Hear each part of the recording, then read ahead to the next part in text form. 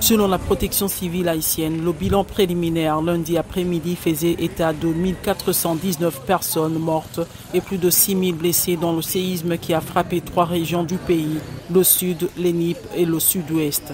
Le tremblement de terre a également détruit plus de 37 000 maisons, selon les responsables. Osline Magloire est parmi ceux qui ont presque tout perdu. Bon, pour bien dire, nous, pas là. Je n'y étais pas. J'étais à Tiburon pour affaires. Étant là, le tremblement de terre s'est produit et j'ai su alors que ma maison n'était pas solide. Je suis revenue le même jour et quand je suis arrivée, la maison était complètement détruite. Nous n'avons rien pu économiser à part quelques vêtements et un matelas. Malheureusement, tout est détruit. Nous n'avons presque plus rien maintenant. Mon père était seul avec les 3 enfants. Ma sœur et moi étions absents.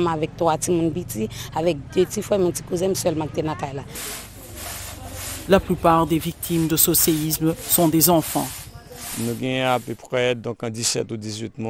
Nous avons entre 17 et 18 morts, mais presque tous étaient des enfants. Le plus âgé avait 24 ans. Beaucoup d'enfants sont morts. Il y avait une mère aussi. Beaucoup de parents ont perdu des enfants. Le plus dur, c'est une mère qui en a perdu 2. L'un avait 18 ans, l'autre 3 ans.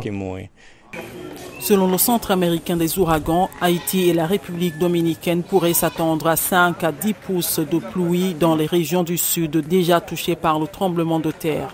Ces fortes précipitations peuvent entraîner des inondations soudaines et urbaines et d'éventuelles coulées de boue. Psychologiquement, nous ne sommes pas en forme du tout.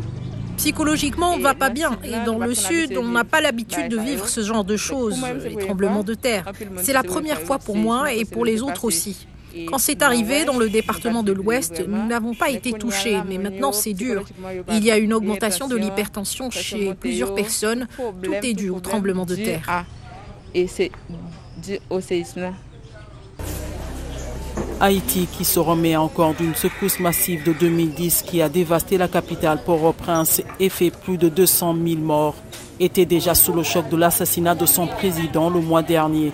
Depuis samedi, des pays de la région ont lancé un programme d'aide à Haïti, notamment des équipes de recherche spécialisées des États-Unis, ainsi que 15 tonnes de nourriture.